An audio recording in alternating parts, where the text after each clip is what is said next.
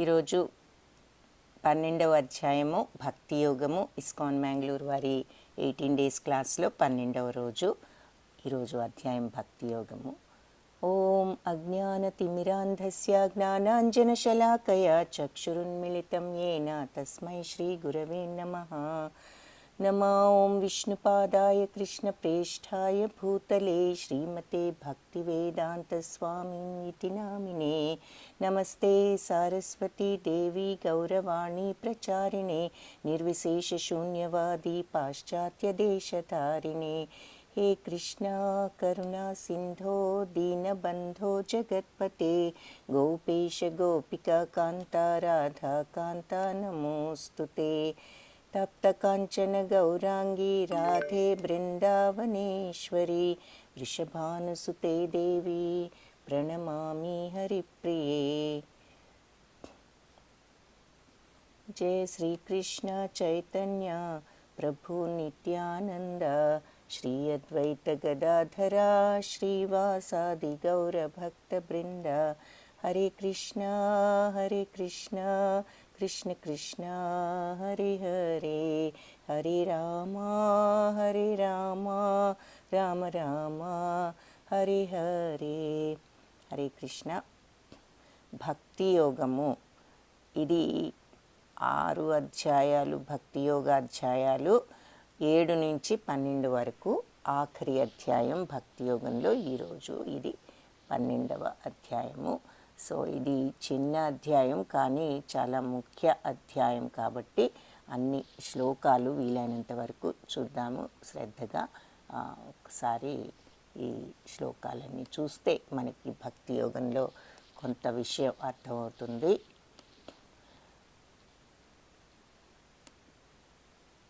అర్జున ఉవాచ ఏవం సతతయుక్తా ఏ భక్తాస్త్వాం పర్యుపాసతే ఏ చాప్యక్షరం అవ్యక్తం తేషాం కే యోగవిత్తమా.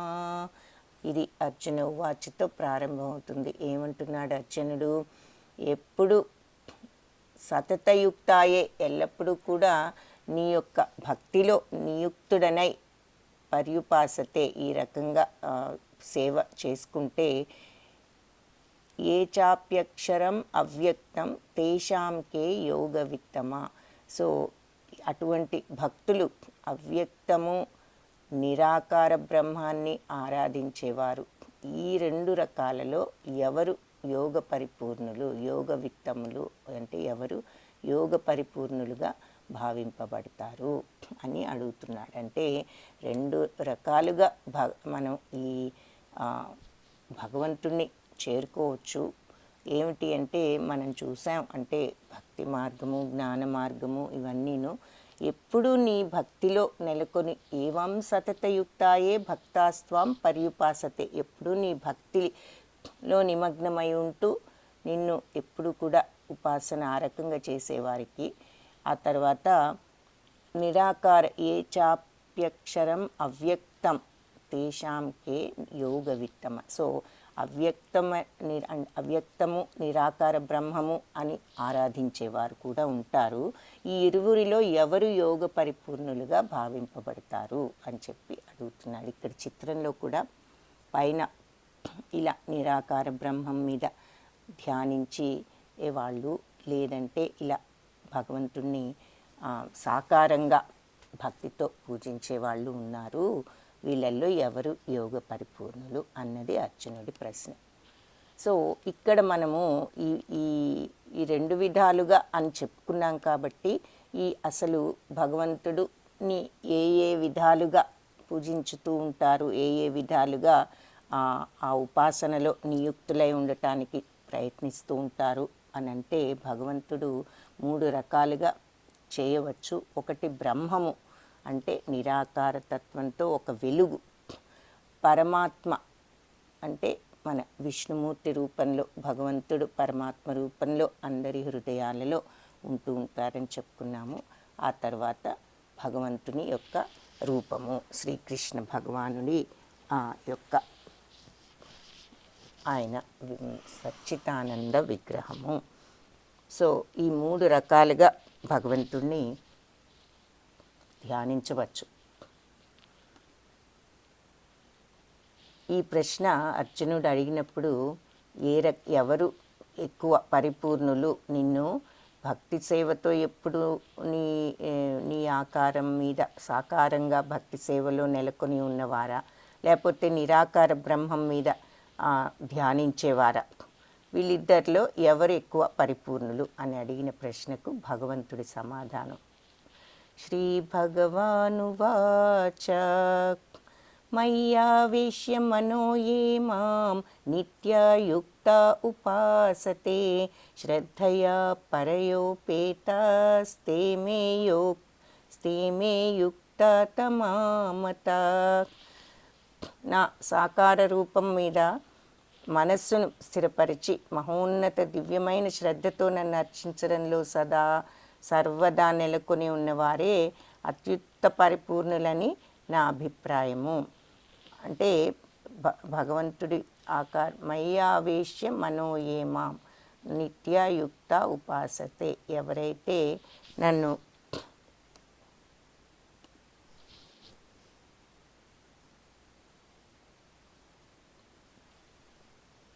నాయందు స్థిరముగా మనస్సును నిలిపి, శ్రీకృష్ణుడు ఏం చెప్తున్నాడు, ఎవరైతే నాయందు స్థిరముగా మనస్సు నిలిపి మనస్సును లగ్నం చేసి దివ్యము ఘనము అయినటువంటి శ్రద్ధతో సదా నా అర్చనలో నియుక్తులైన వారు అత్యంత పరిపూర్ణులు. సో మయి అంటే నాయందు ఆవేశ స్థిరంగా నిలిపి దేనిని అంటే మనస్సును ఎవరైతే నన్ను నిత్యాయుక్త నిరంతరం నిమగ్నులై ఉపాసితే అర్చించుతారో వాళ్ళు శ్రద్ధతో పరయ దివ్యమైన ఉపేత కూడిన వారై వాళ్ళు నా యొక్క యోగంలో మిక్కిలి పరిపూర్ణులైన వారిగా భావింపబడుతురు అని చెప్తున్నారు. అంటే నా రూపంలో మనస్సును లగ్నం చేసి దివ్యమైన శ్రద్ధతో సదా నా అర్చనలో నియుక్తులైన వారు అత్యంత పరిపూర్ణులు. అయితే ఇంతటితో ఇదొక్కటే కాదు సమాధానము, ఇంకా ఈ సమాధానానికి ఇంకా కంటిన్యూషన్ కూడా ఉన్నది, అది చూద్దాము. బట్ ఈ సమాధానంతో ప్రారంభించారు. అర్జునుడి ప్రశ్నకు సమాధానం చెప్పటం ఈ విధంగా మొదలైంది. ఏ త్వక్షరమన్యుత్తేష్యం అవ్యక్తం పర్యుపాసతే సర్వత్ర గమచింత్యం చ కూటస్థం అచలం ధ్రువం సన్నియమ్యేంద్రియగ్రామం సర్వత్ర సమబద్ధయః తే ప్రాప్నువంతి మామేవ సర్వభూతహితే రతాః. సో కానీ ఇంద్రియ అతీతము, సర్వవ్యాపకము, ఊహాతీతము, మార్పులేని కదలని స్థిరమైన వ్యక్తీకరించబడని అంటే పరతత్వ నిరాకార భావనను పూర్తిగా ఆరాధించేవారు సమస్త ఇంద్రియాల నియంత్రణ ద్వారా అందరి పట్ల సమభావం కలిగి అందరి సంక్షేమంలో నిమగ్నమై చివరికి నన్ను పొందుతారు. సో ధ్యానం ఆ నిరాకార తత్వం అంటే ఏమిటి అన్నది కూడా ఇక్కడ వివరించారు. ఏమని? అవ్యక్తం పర్యుపాసతే సర్వత్రాగమచింత్యం చ కూటస్థం అచలం ధ్రువం. సో ఇంద్రియ అతీతము, సర్వవ్యాపకము, ఊహాతీతము, మార్పులేని కదలని స్థిరమైన వ్యక్తీకరించబడని పరతత్వ నిరాకార భావం. ఇవన్నీ పరతత్వ నిరాకార భావనకు, నిరాకార తత్వానికి లక్షణాలన్నమాట. అన్నీ కూడా భగవత్ లక్షణాలే ఇవి కూడా.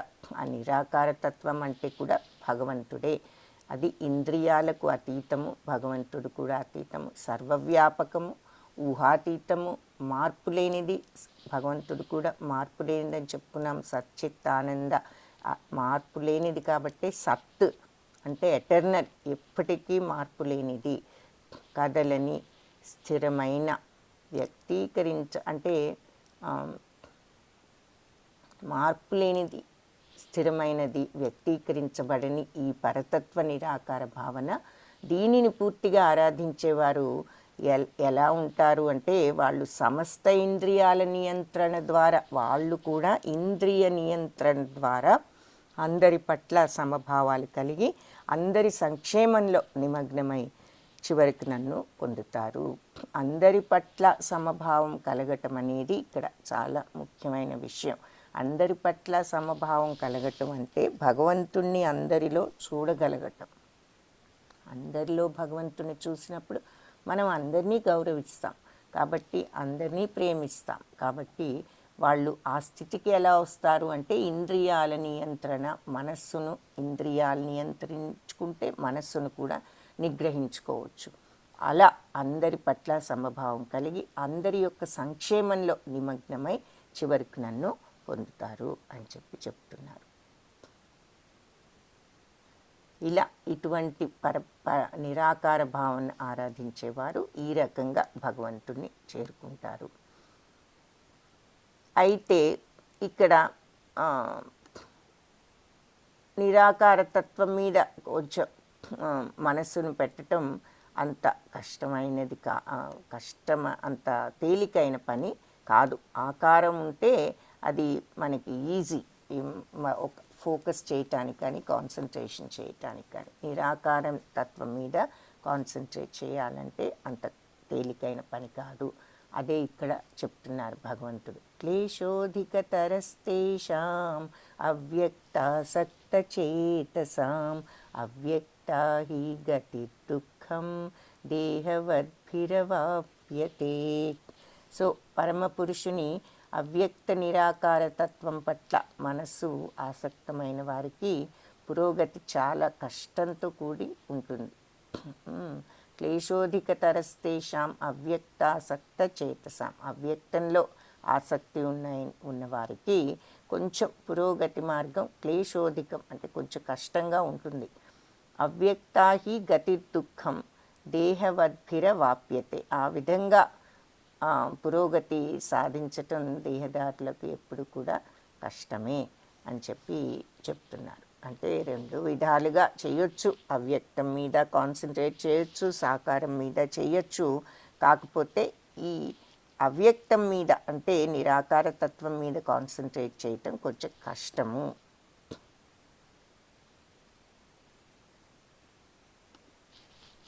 అని ఇక్కడ వివరిస్తున్నారు.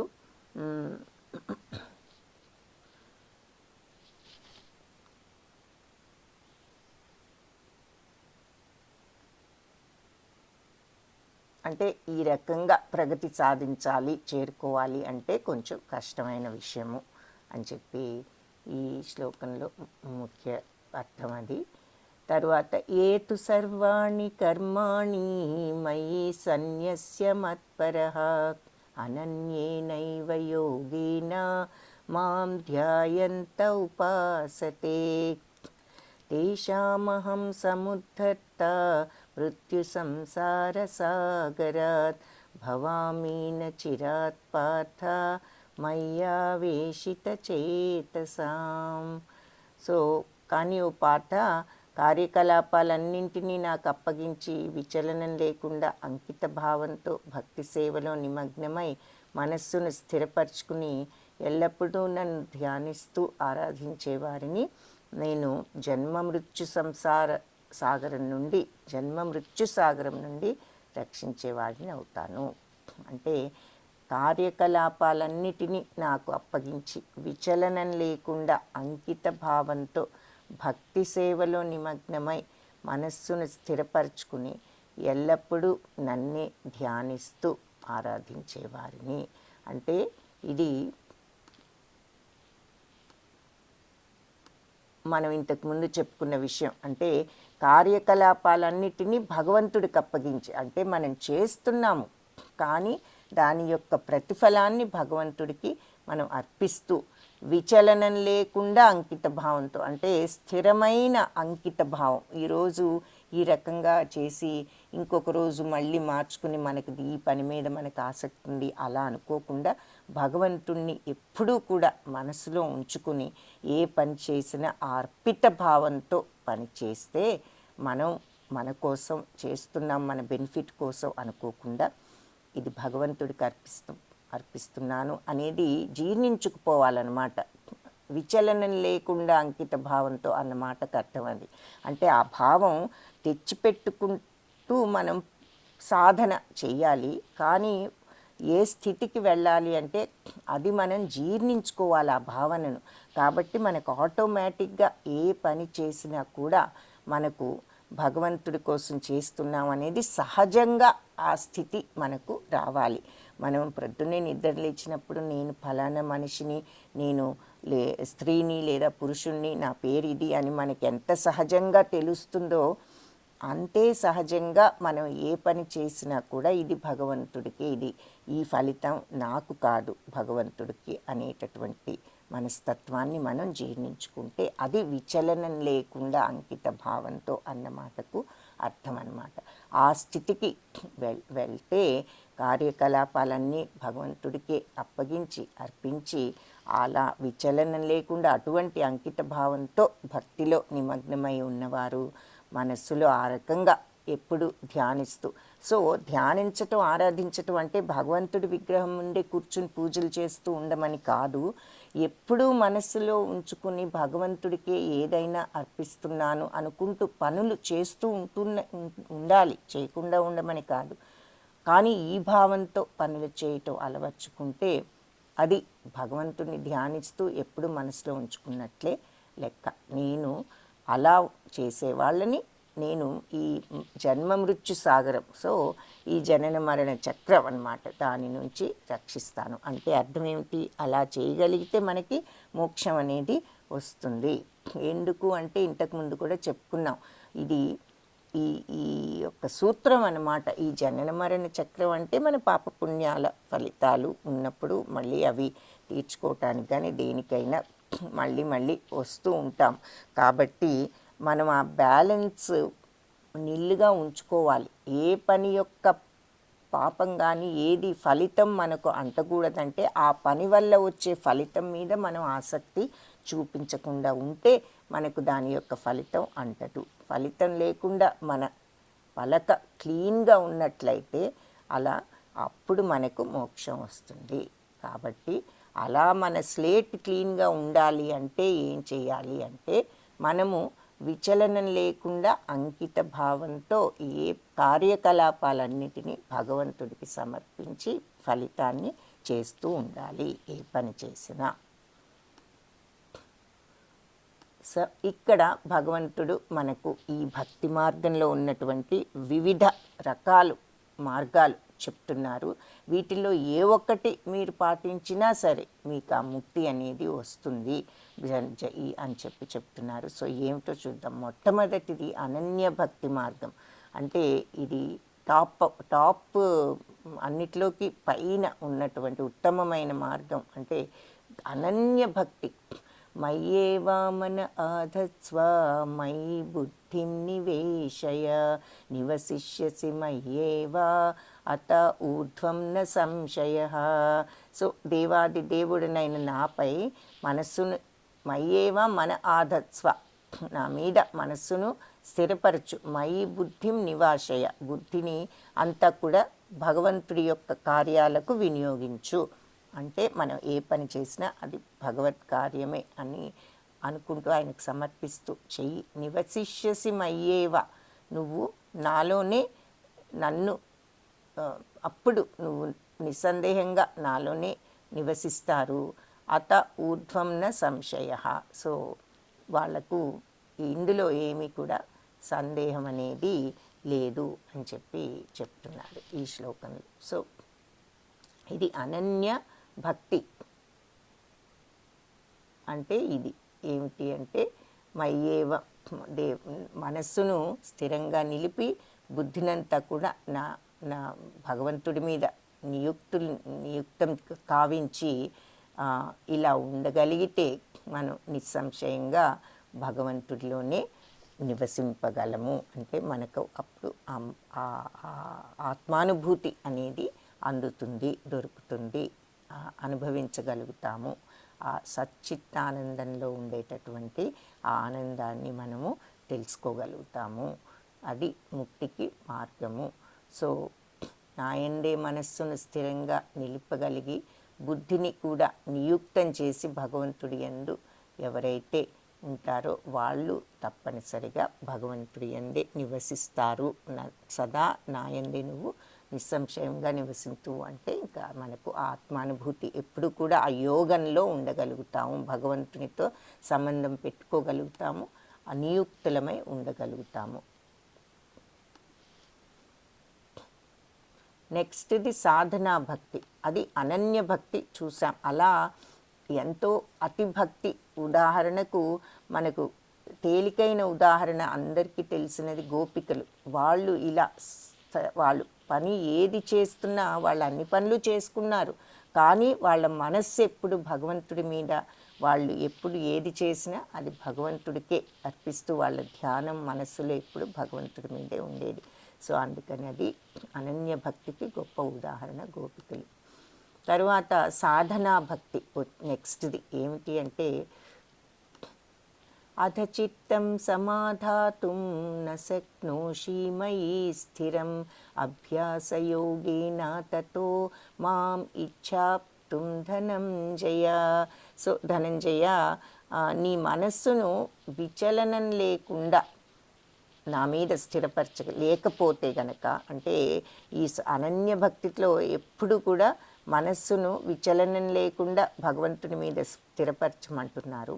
నువ్వు గనక అలా చెయ్యలేకపోతే అప్పుడు నీవు భక్తి యోగ నియమాలను అనుసరించు. ఆ విధంగా నువ్వు నన్ను పొందే కోరికను నువ్వు పెంచుకోవచ్చు. అంటే భగవంతుని చేరుకోవాలి అనేటటువంటి ఒక కోరికను పెంచుకోవచ్చు అని చెప్తున్నారనమాట. సో ఈ రకంగా నువ్వు గనక మనస్సును లగ్నం చేయలేనంత భక్తి నువ్వు లేనట్లయితే, అంత సమర్థుడు కాకపోతే, భక్తి యోగంలో కొన్ని విధి విధానాలు ఉన్నాయి, వాటిని అనుసరించు. ఆ రీతిగా నువ్వు నన్ను పొందే కోరికను వృద్ధి చేసుకుంటావు అని చెప్తున్నారు. సో మనం భక్తి యోగంలో ఉన్నటువంటి ఆ మార్గాలు కొన్ని ఉన్నాయి. అవి కనుక అనుసరిస్తే, అంటే భక్తి యోగ సేవాభ్యాసం అభ్యాసయోగేన తతో మాం ఇచ్ఛాప్తుం ధనంజయ. సో అభ్యాస యోగంతో, అంటే భక్తియుక్త సేవాభ్యాసంతోనే నువ్వు అభ్యాసం చేస్తే స్లోగా నువ్వు ఆ కోరికను పెంచుకుంటావు అని చెప్తున్నారు అన్నమాట. సో ఈ రెండు కూడా భక్తి యోగ విధానాలు అని చెప్తున్నారు. ఏంటి, మొదటిదేమో దివ్య ప్రేమ, అంటే అనన్య భక్తి. అలా దేవదేవుడైన కృష్ణుడి అనురాగాన్ని వాస్తవంగా వృద్ధి చేసుకునే వారికి సంబంధించింది. అంటే గోపికల్ లాంటి వాళ్ళు ఉదాహరణ అని చెప్పుకున్నాము. సో అలా దివ్య ప్రేమ ద్వారా భగవంతుడి యొక్క అనురాగాన్ని పెంపొందించుకోవచ్చు. అలా చేయలేకపోతే, భగవంతుని మీద ఆ దివ్య ప్రేమ ద్వారా మనం అనురాగాన్ని పెంపొందించుకోలేకపోతే ఈ రెండవ పద్ధతి పేర్కొనబడింది. ఈ రెండవ పద్ధతికి ఏమిటి అంటే అభ్యాస యోగేన. నువ్వు ఆ ప్రాక్టీస్ చేయగలిగితే అప్పుడు నీకు కూడా నన్ను చేరుకోవాలి అనేటటువంటి, నన్ను పొందాలి అనేటటువంటి కోరిక కలుగుతుంది అని చెప్తున్నారు. కాబట్టి ఈ అభ్యాసం అనేది గనక మనం చేసినట్లయితే, అంటే భౌతిక స్థితిలో మనము భక్తి యోగం అంటే ఏమిటి అసలు, ఇంద్రియాలు పవిత్రం చేసుకోవటం. అంటే ప్రస్తుతం మన భౌతిక ప్రపంచంలో ఈ ఇంద్రియాలన్నీ కూడా భోగరతములై ఉన్నాయి. అంటే మన ఇంద్రియాలన్నీ కూడా ఈ భోగాలన్నీ మనకు చూపిస్తూ మన మనస్సును ప్రలోభపెట్టి ఈ మెటీరియలిస్టిక్ వరల్డ్లో బంధించేటట్లు చేస్తున్నాయి. ఈ ప్రపంచంలో ఉన్నటువంటి ఈ భౌతిక ప్రపంచ భోగాలతో మనం బద్ధులమైపోయేటట్లు చేస్తూ మన ఇంద్రియాలు ఉండవలసినంత పవిత్ర స్థితిలో లేవు. కాబట్టి ఈ భక్తి యోగాభ్యాసంతో ఇంద్రియాలన్నీ కూడా పవిత్రాలు కాగలవు. అప్పుడు భగవంతుడితో మనకు ప్రత్యక్ష సంబంధానికి అవి రాగలుగుతాయి ఇంద్రియాలు, తద్వారా మన మనస్సు, తద్వారా మనము. కాబట్టి అది ఇక్కడ ఆ అభ్యాసం చేయాలి. ఇంద్రియాలను అంటే మనం మెటీరియల్ విషయాలు, ఈ భౌతిక భోగాల నుంచి మనము అభ్యాస యోగంతో భగవంతుడి పైన మనస్సును లగ్నం చేయటానికి ప్రయత్నించాలి. అందుకని మనకు భగవంతుడి యొక్క జపము కానీ ఇవన్నీ కూడా ముఖ్యం. ఎందుకు అంటే ఆ రకంగా స్మరించటం వల్ల క్రమేణా మనకు భగవంతుడి మీద ఆ మమకారము, ఆ ప్రేమ, ఆ గౌరవం, భక్తి కూడా వృద్ధి చెందుతాయి. యద్భావం తద్భవతి అంటే ఏది ఎక్కువగా మనం ఆలోచిస్తూ ఉంటామో మనం ఆ రకంగానే అవుతూ ఉంటాము, మన ఆలోచనలు, మనస్సు. కాబట్టి భగవత్ ఆలోచనలో మనము ఇప్పుడు ఉదాహరణకు మన జపం మనం చేసుకుంటే భగవంతుని భక్తితో తలుచుకుంటూ మనం ఆ మార్గంలో భగవంతుడి పట్ల భక్తిని పెంచుకోవటం అలవాటు అవుతుంది. సో ఆ రకంగా అభ్యాస యోగేన తత అని చెప్పేసి అప్పుడు నీకు ఆ భక్తి అందుకనే అభ్యాసంతో, ప్రాక్టీస్తో ఆ స్థితికి చేరాలని ట్రై చేస్తున్నాం కాబట్టి దీనిని సాధనా భక్తి అన్నారు. అంటే మనం సాధనతో ఆ మనం భక్తి మార్గంలో ఉండటానికి ప్రయత్నిస్తూ ఆ రకంగా ఉంటే భగవంతుడిని చేరుకోవాలనే కోరికను పెంచుకుంటూ ఉండవచ్చు అని చెప్తున్నారు. సో ఈ అనన్య భక్తి కనుక మనకి లేకపోతే సాధన ద్వారా మనం ఆ భక్తి మార్గంలో ఉండటానికి, పెంచుకోవటానికి భక్తిని ప్రయత్నించవచ్చు. సో ఇలా భగవంతుడిని భజిస్తూ, కీర్తిస్తూ, జపిస్తూ ఇలాంటి విషయాలు అన్నిట్లో పాల్గొంటూ భగవంతుడి మీద మనము ఆ భక్తిని పెంచుకోవచ్చు. తరువాత నిష్కామ కర్మ చూడండి. అంటే ఎన్నో రకాల మార్గాలు భగవంతుడు, కరుణామయుడు అయినటువంటి భగవంతుడు మనకి ఎన్నో రకాల మార్గాలను చెప్తున్నారు. ఈ మోక్ష మార్గంలో ఆయన చేరుకోవటం అంటే ఏమిటి అంటే మోక్షము. మళ్ళీ మనము ఈ జనన మరణ చక్రంలో ఇరుక్కోకుండా బయటపడి ఈ భౌతిక ప్రపంచంలోకి రాకుండా భగవంతుడి దగ్గర మనం ఉండాలి అనుకుంటే అది మోక్షము. అదే ఆత్మానుభూతి స్థితి కనుక మనకు వస్తే అది వస్తుంది. సో దానికి వివిధ మార్గాలు ఇక్కడ మనకు సూచిస్తున్నారు. అనన్య భక్తి ఉన్న వాళ్ళకి అది వస్తుంది. అలాగే రెండవది, అది లేకపోతే సాధన ద్వారా ఆ భక్తిని పెంపొందించుకోవచ్చు. అది సాధన భక్తి. సో మనం చేసే సాధన, జపము ఇవన్నీ కూడా సాధన కింద వస్తాయి. తరువాత మూడవది నిష్కామ కర్మ. అభ్యాసేప్య సమర్థోసి మత్కర్మ పరమో భవ మదర్థం అపి కర్మాణి కుర్వన్ సిద్ధిం అవాప్స్యసి. సో ఆ భక్తి యోగ నియమాలను గనక మనం అభ్యాసం చేయలేకపోతే నా కోసమే పనులు చేయటానికి ప్రయత్నం చేయండి. ఆ విధంగా భక్తియుక్త సేవ చేయటం వలన పరిపూర్ణ స్థాయిని చేరుకోవచ్చు.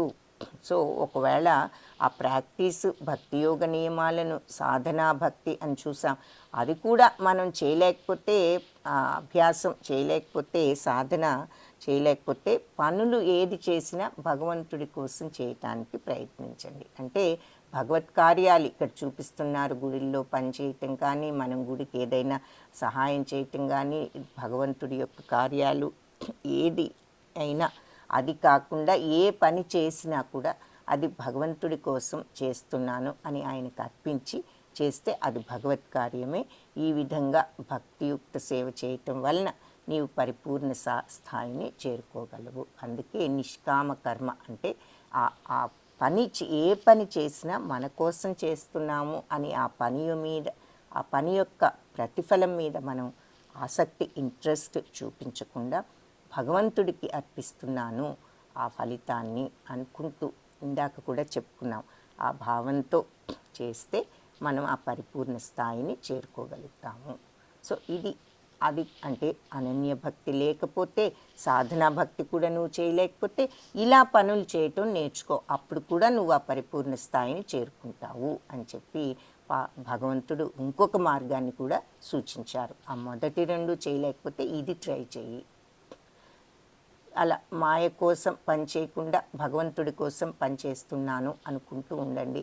అంటే ఇక్కడ మనము భౌతిక వాటిల్లో పడిపోయి నేను వాళ్ళకున్నదని ఏదో టీవీయో లేకపోతే పెద్ద కారో ఏదో ఒకటి ఆ రకంగా మెంటాలిటీతో ఉంటూ కాకుండా ఏ పని చేసినా భగవంతుడి కోసం చేస్తున్నాను అనేది ఈ భౌతిక ప్రపంచపు కోరికలలో ఇంద్రియాల ప్రభావంలో చిక్కుకోకుండా ఉండగలగటం అని ఇక్కడ సింపుల్ ఎగ్జాంపుల్ ఏంటి అంటే ఇలా చూపిస్తున్నారు. వాళ్ళకుందని టీవీ మనము లేదా అలా కాకుండా భగవత్ కార్యాల కోసం మనం సమయాన్ని లేదంటే మన పనులు అసలు ఏ పని భగవత్ కార్యాలే కాకుండా డైరెక్ట్గా భగవంతుడికి సేవ గుడులు ఇవన్నీ చేస్తాము. అదే కాకుండా ఏ పని చేసినా కూడా భగవంతుడికి సమర్పిస్తున్నాను అనుకుంటూ చేయటం ఇక్కడ ముఖ్య ఉద్దేశం. అలా నిష్కామ కర్మ అని దానికి పేరు అని చెప్పుకున్నాం. పోతే ఇవి అయితే అది కూడా చేయలేకపోతే మళ్ళీ ఇంకొక మార్గాన్ని సూచిస్తున్నారు. సకామ కర్మ అధైతప్యశక్తోసి కర్తుం మద్యోగమాశ్రిత సర్వకర్మ ఫలత్యాగం తథా కురు యతాత్మవాన్. ఒకవేళ అలా నా కోసం భక్తితో పనిచేయటం చేయలేకపోతే నీ కర్మఫలాలను త్యజించుటకు మరియు ఆత్మనిగ్రహం కలవాడవై ఉండుటకు ప్రయత్నించు. భగవంతుడి కోసం అన్ని పనులు మనం చేయలేకపోతే కనీసం కర్మ చేసినప్పుడు ఆ ఫలితాన్ని త్యజించి అంటే ఆత్మనిగ్రహం కలవాడై ఉండుటకు ప్రయత్నించు. అంటే ఈ భౌతిక ప్రపంచపు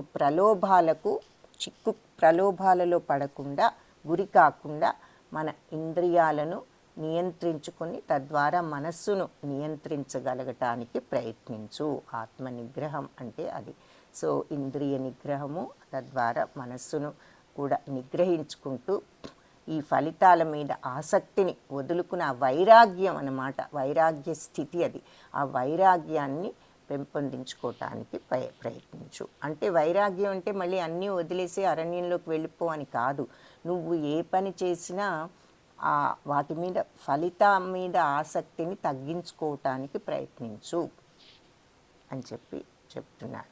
ఆత్మ నిగ్రహం ఎప్పుడైతే మనకు ఆ ఇంద్రియ నిగ్రహం చేసుకోగలుగుతామో మనస్సు కూడా సరి అయిన మార్గంలో ఉంటుంది. ఇంద్రియ ప్రలోభాల వల్లే మనకు ఆ కోరికలు, ఆ తర్వాత కోరికలు తీరకపోతే చిరాకు, కోపము, ఈర్ష్య, తీర్చుకునే వాళ్ళు ఎవరికైతే ఏదైనా ఉంది మనకి లేదంటే ఈర్ష్య, అన్ని రకాల దుర్గుణాలు కూడా దీనివల్లే వస్తాయి. ఇంద్రియ ప్రలోభాల వల్ల వాటిని నిగ్రహించుకోలేకపోవటం వలన మనస్సును నిగ్రహించుకోలేకపోవటం వల్ల. కాబట్టి ఇంద్రియాలను నియంత్రించుకుని మనస్సును నిగ్రహించుకుని ఆ కర్మఫలాలను త్యజించగలిగితే అప్పుడు అది కూడా భగవంతుడు ఆ రకంగా ఉంటే కూడా మనకు ఈ భక్తి అనేది ఈ ముక్తి అనేది వస్తుంది అని చెప్తున్నారు. అలా ఉండటానికి ప్రయత్నించు.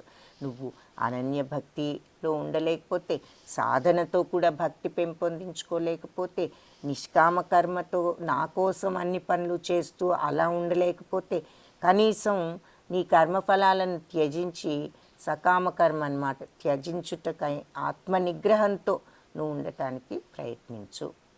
ఇక్కడ ఈ భాగవతం కథ నిన్న కూడా చెప్పుకున్నాము. ఆవిడ భక్తితో పళ్ళమ్ముకునే ఆవిడ రెండు ధాన్యపు గింజలతో వచ్చి ఆయన చిన్న చేతుల్లో పట్టక 2 గింజలు ఇస్తే ఆవిడ అతి ప్రేమతో తన దగ్గర ఉన్న పళ్ళన్నీ ఇవ్వటం జరిగింది. ఆ తర్వాత భగవంతుడే ప్రతిఫలం ఏమిటో ఆయనే సరి అయిన ప్రతిఫలం. మన భావం సరిగ్గా ఆయన మీద నియుక్తమై ఉంటే దానికి తగ్గ ప్రతిఫలం ఏదో భగవంతుడే ఇస్తారు అన్న ఉదాహరణ ఈ కథలో చూస్తున్నాము. ఆ తరువాత ఇంకేం చెప్పారు? సకామ కర్మ అయిపోయింది, నిష్కామ కర్మ చేయలేకపోతే సకామ కర్మ అంటే ఇంద్రియాలను నియంత్రించుకుంటూ మనము ఆత్మ నిగ్రహంతో ఉండటం, అలా ఫలితం ఆశించకుండా పనిచేయగలుగుతాం. అది తర్వాత ధ్యానము, జ్ఞానము. శ్రేయో హి జ్ఞానమభ్యాజ్ఞ జ్ఞానానాధ్యానం విశిష్యతే ధ్యానాత్ కర్మఫలత్యాగ త్యాగాచ్ఛాంతిరనంతరం. ఒకవేళ ఈ సకామ కర్మ అంటే మనము కర్మఫలాలను త్యజించటం కూడా మనకు చేయలేకపోతే మనం ఆ పని కూడా జ్ఞానం పెంచుకోవటానికి ప్రయత్నించండి. అయితే జ్ఞానం కంటే ధ్యానం ఉత్తమమైనది, ధ్యానం కంటే కర్మఫల త్యాగం ఉత్తమమైనది. ఎందుకంటే వాటిని త్యజించటం ద్వారా మనము మనశ్శాంతిని పొందవచ్చు. ఇక్కడ చూపిస్తున్నారు జ్ఞానము, ధ్యానము, ఆ తర్వాత కర్మఫల త్యాగము, ఈ మూడు కూడా చూపిస్తున్నారు. సో జ్ఞానం అంటే తెలుసుకోవటం విషయాన్ని, ఆ తర్వాత ధ్యానము, దానిని ధ్యానం, ఆ జ్ఞానంతో మనము భగవంతుడి మీద మనస్సును కేంద్రీకరించగలగటం ఆ ధ్యానం. ఆ తరువాత సో జ్ఞానం కంటే కూడా ప్రాక్టీస్లో పెట్టేది ధ్యానం. సో ఆ ధ్యానం ఉత్తమమైనది. దానికంటే కూడా కర్మఫల త్యాగం ఉత్తమమైనది. మనం పనులు అంటే మనం కూర్చుని ధ్యానం చేసిన దానికంటే కూడా మనం పనులు చేస్తూ ఆ పనుల యొక్క ఫలితాన్ని భగవంతుడికి సమర్పించుకుంటే అది ఇంకా ఉత్తమమైనది ధ్యానం కంటే కూడా అని చెప్తున్నారు. ఎందుకంటే అలా త్యజించటం ద్వారా మనం మనశ్శాంతిని పొందవచ్చు, మనము ఆ ఆత్మానుభూతిని కూడా పొందవచ్చు. మనకు ఆ పీస్ అనేది ధ్యానంతో వస్తుంది కరెక్టే, కానీ మనం ఎప్పుడైతే మనం కోరికలు ఆసక్తి లేకుండా పనిచేసి భగవంతుడికి ఇస్తున్నామంటే ఆ నిశ్చలమైన శాంతి మనకు లభిస్తుంది. ధ్యానం కంటే కూడా ఇది గొప్ప మార్గము అని చెప్తున్నారు. తర్వాత శుద్ధ భక్తులు ఎవరు, ఏమిటి, ఎలా ఉంటారు అంటే చూద్దాం. ఇక్కడ చెప్తున్నారు నిజమైనటువంటి ఆ శుద్ధ భక్తులు.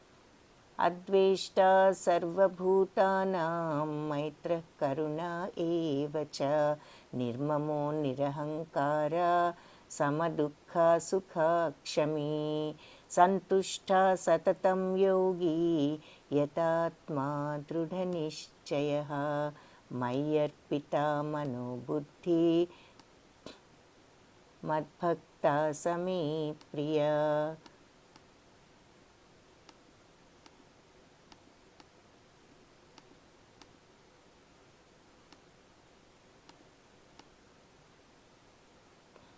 So 13th and 14th shlokas అన్నమాట ఇవి. ఏమిటి అంటే అద్వేష్ట సర్వభూతానాం అంటే అన్ని జీవుల పట్ల కూడా ద్వేషం లేని వాళ్ళు, అసూయ లేని వాళ్ళు. మైత్ర కరుణ ఏవచ అంటే అందరి పట్ల కూడా ఆ మిత్రత్వం, ఆ కరుణ అనేది ఎవరికైతే ఉంటుందో. నిర్మమో నిరహంకార అంటే ఎంతో నిర్మల మనస్తత్వంతో, నిరహంకారం, అహంకారం లేకుండా, సమ దుఃఖ సుఖ క్షమి ఎవరైతే సుఖ దుఃఖాలలో కూడా సమానంగా ఒకే రకంగా ఉండగలుగుతారో. సంతుష్ట సతతం ఎప్పుడు కూడా సంతోషంగానే ఉండగలుగుతారో. దృఢ నిశ్చయ ఇలా ఎప్పుడు కూడా దృఢ నిశ్చయంతో ఈ యోగంలో ఎవరైతే స్థిరపడగలుగుతారో యోగి యథాత్మ మయ్యర్పిత. సో తన వాళ్ళ ఆత్మ అంటే మనస్సు బుద్ధి కూడా మయ్యర్పిత మనోబుద్ధి, మనస్సును బుద్ధిని నాకు అర్పించి యో మద్భక్త అటువంటి నా యొక్క భక్తుడు సమే ప్రియ అతను నాకు ప్రియమైనవాడు అని చెప్తున్నారు. వీళ్ళు శుద్ధ భక్తులు, వాళ్ళు భగవంతుడికి ప్రియమైన వాళ్ళు. అన్ని జీవుల పట్ల దయగల స్నేహితుడే కానీ అసూయపడని వాడు. తనేదో నేను కంట్రోల్లో ఉన్నాను, నేను గొప్ప అనుకోకుండా అహంకారం లేనివాడు. ఆనందము బాధ రెండిట్లో కూడా ఒకే రకంగా ఉండేవాడు. ఆనందాన్ని బాధని కూడా ఒకే రకంగా స్వీకరించగలిగేవాడు. సహనవంతుడు, సహనం ఉన్నవాడు. ఎప్పుడు కూడా సంతృప్తిగా ఉంటారు. అంటే సంతుష్ట సతతం, వాళ్ళు ఎప్పుడు కూడా సంతోషంగా. ఎప్పుడు సంతోషంగా ఉంటాము? మనకి సంతృప్తి ఉన్నప్పుడు మనకు ఆనందము, సంతోషము. సో ఒక చిన్న ఇది కూడా ఉన్నది. ఏది ఎవరు అందరిలోకి ధనవంతుడు ఎవరు అంటే అందరిలోకి ఎవరైతే తృప్తిగా ఉండగలుగుతారో వాళ్ళే అందరిలోకి ధనవంతులు. ఆ తృప్తి అనేది లేకపోతే ఎంత ధనం ఉన్నా ఏదో ఒక అసంతృప్తి ఉంటూనే ఉంటుంది, మనశ్శాంతి అనేది ఉండదు. So the richest man is the one who is content అని చెప్పి ఇంగ్లీష్లో కూడా ఒక సేయింగ్, ఒక సామెత లాంటిది ఉన్నది. ఎవరు అత్యంత ధనవంతుడు అంటే ఎవరైతే ఎప్పుడు తృప్తిగా ఉంటారో వాళ్ళే అందరిలోకి ధనవంతులు. ఆ తృప్తి అనేది లేకపోతే అసంతృప్తితో ఉంటే ఎంత ఉన్నా కూడా ఆ సంతృప్తి మనశ్శాంతి లేకపోవటమే ఉంటుంది. కాబట్టి అది ఇక్కడ సంతుష్ట సతతం అంటే అర్థం. ఎప్పుడు కూడా ఆ సంతృప్తితో ఎలా ఉన్నా, ఆనందమైన బాధ అయినా ఏదైనా డబ్బు ఉన్నా లేకపోయినా ఎవరైతే సంతృప్తితో ఉంటారో వాళ్ళు ఆత్మనియంత్రణ ఉన్నవాళ్ళు. అంటే వాళ్ళు మనస్సును, బుద్ధిని కూడా, ఇంద్రియాలను అన్నింటినీ కూడా వాళ్ళు నియంత్రించగలిగి ఉండగలిగిన వాళ్ళు. అంటే ఈ భౌతిక ప్రపంచ ప్రలోభాలకు చిక్కుకోకుండా నియంత్రించగలిగిన వాళ్ళు, దృఢ నిశ్చయంతో ఇలా భక్తి మార్గంలో ఉండేవాళ్ళు మనస్సును, బుద్ధిని భగవంతుడిపై నిలిచి స్థిరపరిచి ఉన్నవాళ్ళు. అటువంటి వాళ్ళు శుద్ధ భక్తులు. అలాంటి భక్తుడు నాకు చాలా ప్రియమైనవాడు. మద్భక్త, నా అటువంటి స మమే ప్రియ, అతను నాకు ప్రియుడు అని చెప్తున్నారు ఈ శ్లోకంలో. సో ఇక్కడ భక్తులు అనేవాళ్ళు ఎలా ఉంటారు అనేది మనం ఇక్కడ చూస్తున్నాం. ఇప్పటి వరకు ఏ రకంగా ఈ భక్తులం అవ్వచ్చు అన్నది ఎన్నో మార్గాలు చూసాము. అనన్య భక్తి, ఆ తర్వాత అనన్య భక్తి, సాధనా భక్తి, నిష్కామకర్మ, సకామకర్మ, అది కాకపోతే ధ్యానం, ధ్యానము ఇవన్నీ కూడా ఈ 6 మార్గాలు సూచించారు. చివరకు ఈ భక్తులైన వాళ్ళ లక్షణాలు ఏమిటి అన్నది కూడా ఇక్కడ చెప్పారు మనకు. కాబట్టి ఇంకా తర్వాత ఏం చెప్తున్నారు? యస్మాన్నో ద్విజతే లోకోన్నో ద్విజతే చయః హర్షామర్ష భయోద్వేగై ముక్తో సచ మే ప్రియ. సో యస్మాన్నో ద్విజతే లోకోన్నో ద్విజతే చయః.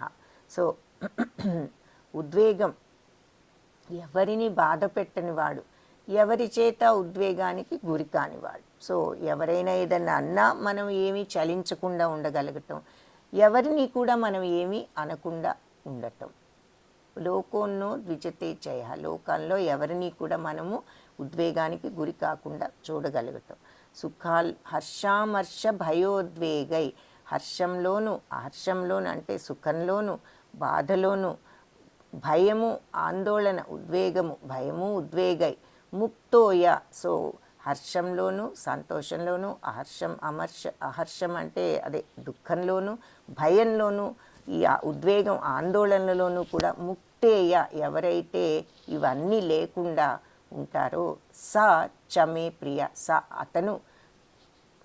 అతను కూడా మే ప్రియ, నాకు ప్రియమైనవాడు అని చెప్పి ఈ శ్లోకంలో చెప్తున్నారు. సో ఏ ఒక్కరికి బాధ పెట్టనివాడు, ఎవరి చేత ఉద్వేగానికి గురి కానివాడు, సుఖాల్లో బాధల్లో ఒకేలాగా ఉంటూ భయము ఆందోళన రహితంగా, అంటే భయాందోళనలు లేకుండా ఉన్నటువంటి భక్తులు. భయాందోళనలు ఎప్పుడు లేకుండా ఉంటాయి?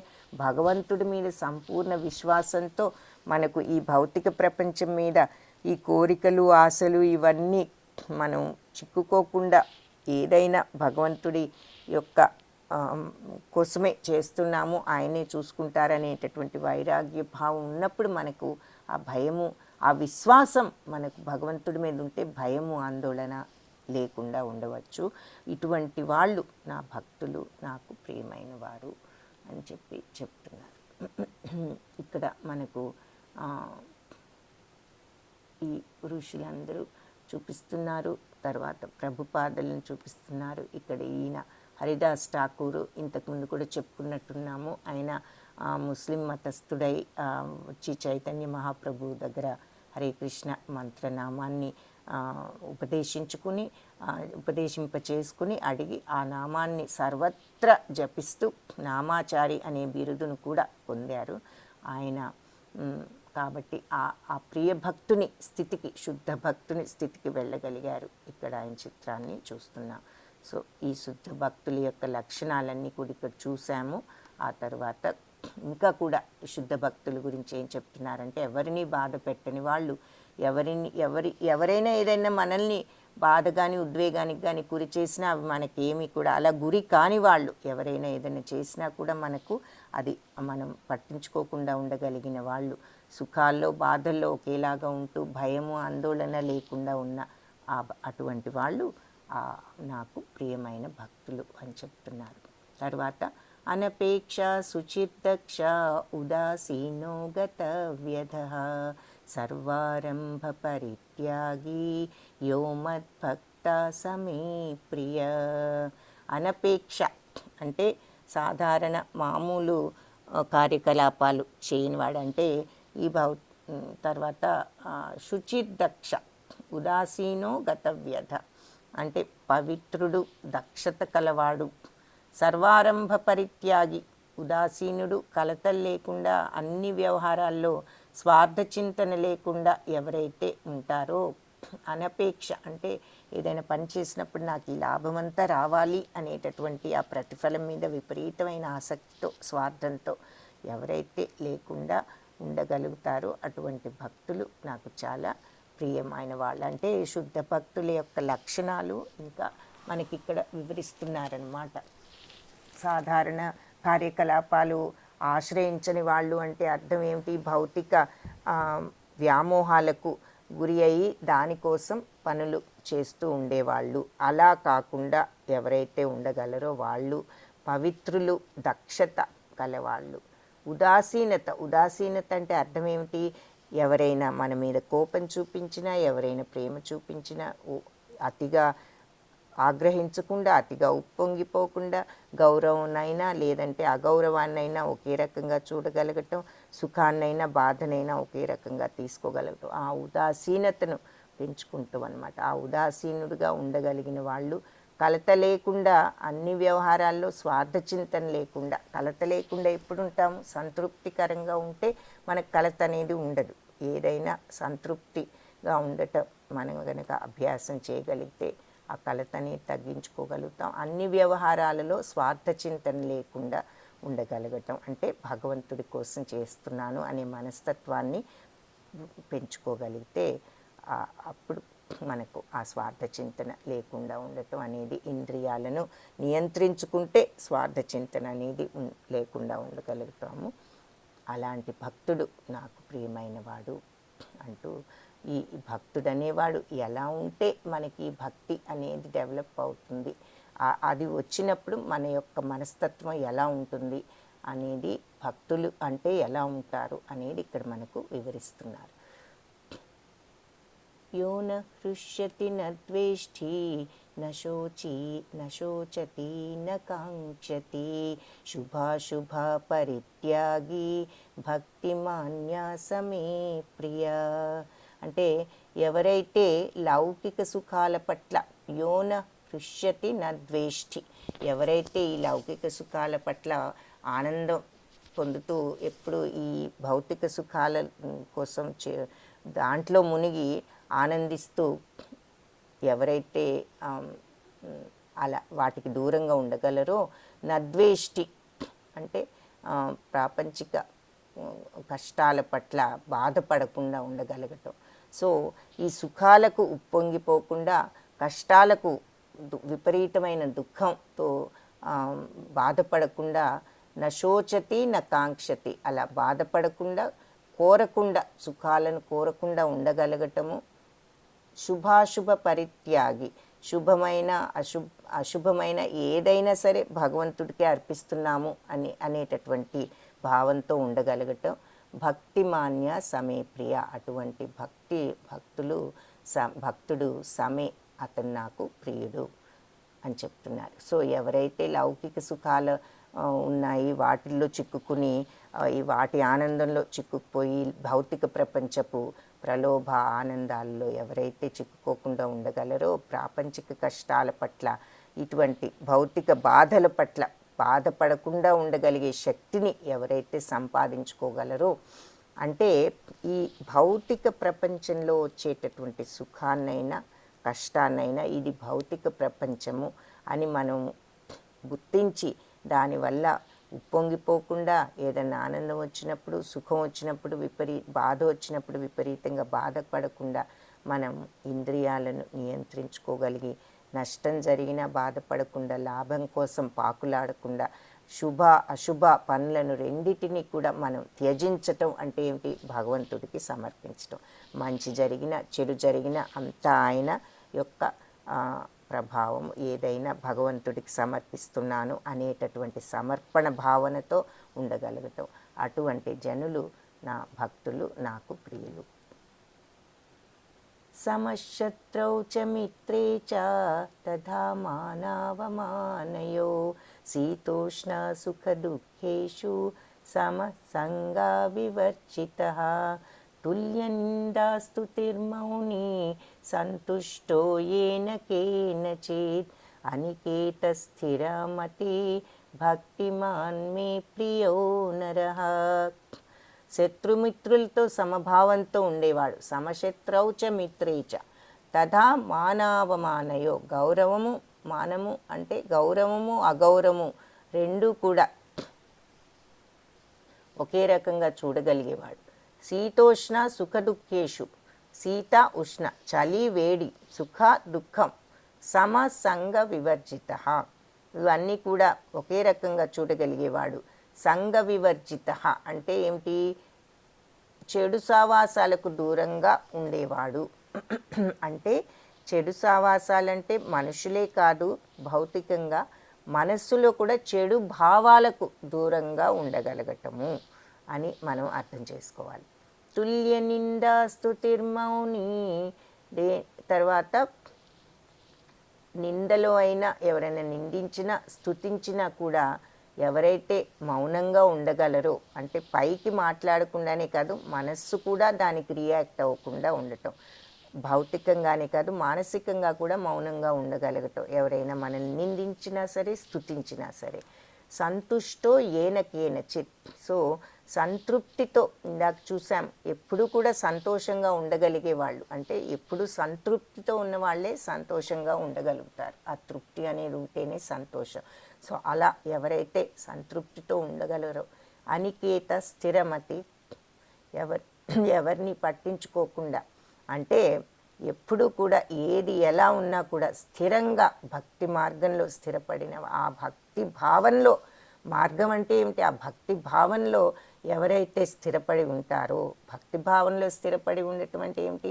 ఈ పైన చెప్పిన విధంగా ఉండగలగటం, ఏదైనా కూడా మనకు ఒకటే అనేటటువంటి ఆ వైరాగ్య భావంలో ఇది అంతా కూడా భగవంతుడికి మనం సమర్పిస్తున్నాము. ఏది జరిగినా ఏది వచ్చినా భగవత్ ప్రసాదమే అనేటటువంటి భావంతో ఉండటమే అక్కడ భక్తి మార్గం. అంటే ఆ అటువంటి భక్తుడు మే ప్రియో నరహ, అటువంటి మనిషి నాకు చాలా ప్రియమైనవాడు. శత్రుమిత్రులతో సమభావంతో ఉండేవాడు. గౌరవం అగౌరవం, తర్వాత వేడి చలి, ఆనందం బాధ, కీర్తి అపకీర్తి పట్ల సమభావన కలవాడు. ఎప్పుడు చెడు సహవాసం నుంచి దూరంగా ఉండేవాడు. అంటే ఇందాక ఏం చెప్పుకున్నాం? చెడు సహవాసం అంటే భౌతికంగా మనుషుల నుంచే కాదు, చెడు మనుషులనే కాదు.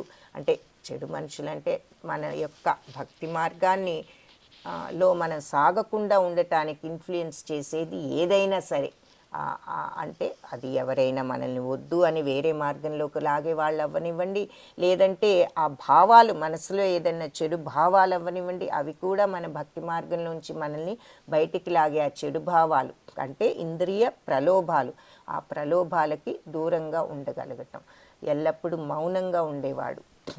అంటే ఎక్కువగా మాట్లాడకుండా అనే కాకుండా తుల్య నిందా స్తుతిర్మౌని, సో మనల్ని నిందించినా స్తుతించినా కూడా మనం పైకే రియాక్షనే కాకుండా మనస్సులో కూడా మనము ఏదైనా సమంగా తీసుకోగలిగిన స్థితి, అంటే నిందక కానీ స్తుతికి కానీ మౌనం, మనస్సులో కూడా ఆ మౌనం అనేది రావాలి. ఫీలింగ్స్లో కూడా ఎవరైనా స్తుతించగానే పొంగిపోకుండా, ఎవరైనా నిందిస్తే ఒకటే కృంగిపోకుండా, మన మనస్సు ఎప్పుడు నిశ్చలంగా మౌనంగా ఉండటమే మౌనం. అంటే ఉద్వేగాలకు గురి కాకుండా కామ్గా మనస్సును ఉంచగలిగితే అది మానసిక మౌనం. సో అలా ఉండగలిగే వాళ్ళు ఎవరిని పట్టించుకొని వాడు అంటే ఎవరు ఏదన్నా సరే మనము రియాక్ట్ అవ్వకుండా ఉండగలగటం. నిజంగా పైకే కాదు, పైకి ఉండగలగటం కూడా గొప్పే, ఏది అనకుండా. కానీ నిజంగా మనస్సులో కూడా మనకు అది అంటకుండా స్థిరంగా ఎప్పుడు ఎవరేదనుకున్నా మనం అలాగే ఉండగలగటం. అటువంటి జ్ఞానంలో స్థిరపడిన భక్తుడు, అలాంటి మనిషి నాకు ప్రియుడు. ఇక్కడ మనకు అంబరీష్ మహారాజు గారిని చూపిస్తున్నారు. అంబరీష్ మహారాజు ఒక మహాభక్తుడు, మంచి మనిషి. ఆయన శుద్ధ భక్తులకు సరి అయినటువంటి ఉదాహరణ అని కూడా చెప్తారు. నవవిధ భక్తులని భాగవతంలో చెప్పారు. శ్రవణం, కీర్తనం మనం ఇంతకుముందు మీరు చూసే ఉంటారు. తర్వాత పాదసేవనం, అర్చనం, వందనం, దాస్యం, సఖ్యం, ఆత్మనివేదనం, ఇవన్నీ కూడా 9 రకాల భక్తులు ఉన్నాయి.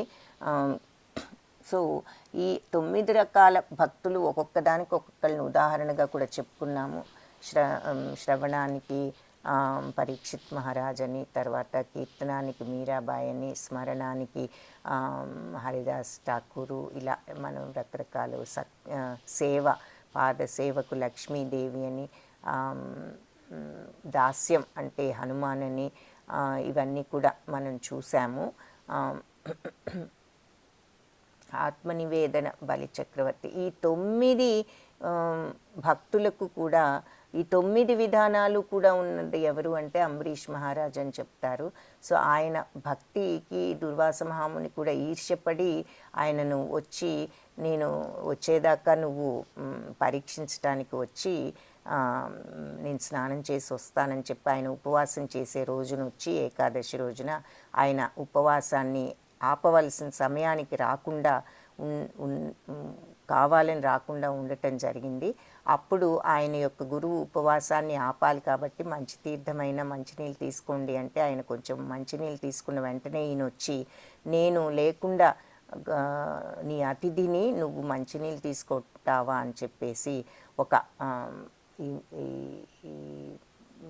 భూతాన్ని సృష్టించి ఆయన మీదకి పంపిస్తే, వెంటనే విష్ణుమూర్తి భక్తుడు కాబట్టి ఆయన సుదర్శన చక్రంతో ఆ భూతాన్ని వధించి, ఆ చక్రం దుర్వాస మహామున్నే వధించడానికి వస్తే ఆయన భయపడి బ్రహ్మదేవుడి దగ్గరకు, ఈశ్వరుడి దగ్గరకు, అందరి దగ్గరికి వెళ్తే చివరికి పరమేశ్వరుడు నువ్వు విష్ణుమూర్తి దగ్గరికి వెళ్ళమని సలహా ఇస్తే అక్కడికి వెళ్తే ఆయన, నేను కాదు నువ్వు అంబరీష్ మహారాజునే శరణు వేడాలి అని చెప్తే చివరికి వచ్చి అంబరీష్ మహారాజు కాళ్ళ మీద పడటం, ఆయన భగవంతుని ప్రార్థించి దుర్వాస మహాముని మీద నుంచి ఆ చక్రాన్ని వెనక్కు మరల్చవలసిందిగా కోరుకోవటం, తద్వారా దుర్వాస మహామునిని ఇంత గొప్ప ముని అయినప్పటికీ కూడా ఈ భక్తుడైనటువంటి అంబరీష్ మహారాజే ఆయనను కాపాడవలసి వచ్చింది. కాబట్టి ఈ ధ్యానము ఇవన్నీ చేసి శక్తులు, తపశ్శక్తులు చేసిన అన్నింటికంటే ముఖ్యం ఏది అంటే భక్తి. ఆ భక్తి లేనప్పుడు భగవంతుడికి ప్రియులు కాదు అన్నది మనకి కథ ద్వారా తెలుస్తుంది. సో అలా ఎవరైతే ఉండగలుగుతారో వాళ్ళు నాకు ప్రియులు అని చెప్పటం మనకి కథలో ఉన్నటువంటి నీతి కూడా అదే చెప్తోంది. ఏతు ధర్మ్యామృతం ఇదం యథోక్తం పర్యుపాసతే శ్రద్ధానా మత్పరమా భక్తాస్తేతీవ మే ప్రియ. సో భక్తి యోగం అనేటటువంటి ఈ అమృత మార్గాన్ని ఏతు ధర్మామృతం ఇదం, ఈ ధర్మమైనటువంటి ఈ అమృతతుల్యమైనటువంటి ఈ మార్గాన్ని యథోక్తం పర్యుపాసతే, ఎప్పుడు ఉపాసన చేస్తూ ఉండేవారు. శ్రద్ధదాన మత్పరమ భక్తాస్తే తీవమే ప్రియ. కాబట్టి శ్రద్ధతో నన్ను మత్పరమ నా భగవంతుణ్ణి శరణు వేడుతూ భగవంతుడికి అర్పిస్తూ భక్తాస్తే తీవమే ప్రియ ఉన్నటువంటి భక్తులు నాకు ప్రియులు.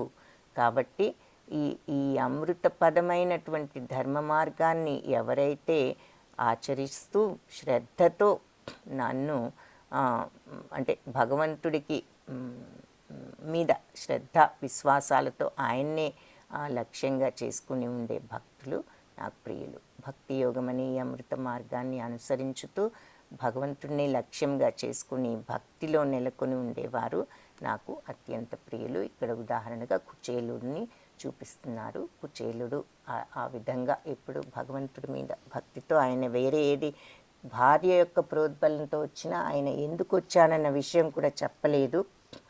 కానీ భగవంతుని చూస్తాను అనేటటువంటి తృప్తితో ఆనందంతో వచ్చారు, వెళ్ళారు.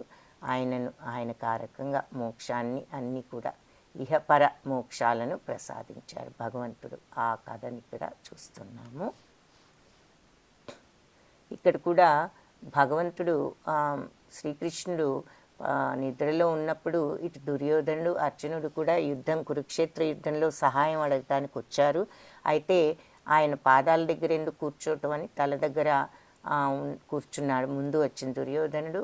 అర్జునుడు ఎప్పుడు కూడా శ్రీకృష్ణుడి పాదాల దగ్గర కూర్చోవటం ఆయనకు అలవాటే కాబట్టి ఆయన అక్కడే ఉన్నారు. సో ఈయన నిద్ర లేచిన తర్వాత ఇద్దరిని ఏం కావాలి అంటే, దుర్యోధనుడు నేను ముందు వచ్చాను కాబట్టి నేను ముందు అడగాలి అంటే, అప్పుడు శ్రీకృష్ణుడు నేను నిద్ర లేచిన వెంటనే చూసింది ముందు అర్జునుడిని కాబట్టి ఆయన్ని అడగటమే మరి న్యాయము అని చెప్పి ఆయన ముందు అడిగినా కూడా అర్జునుడు అడిగి ముందు అడుగుతానని చెప్పి నేను ఒక పక్షాన నా సైన్యం అంతా ఇంకొక పక్షాన ఉంటాయి, నీకు ఏది కావాలి అని అడిగితే అర్జునుడు నువ్వే కావాలి అని అడుగుతాడు.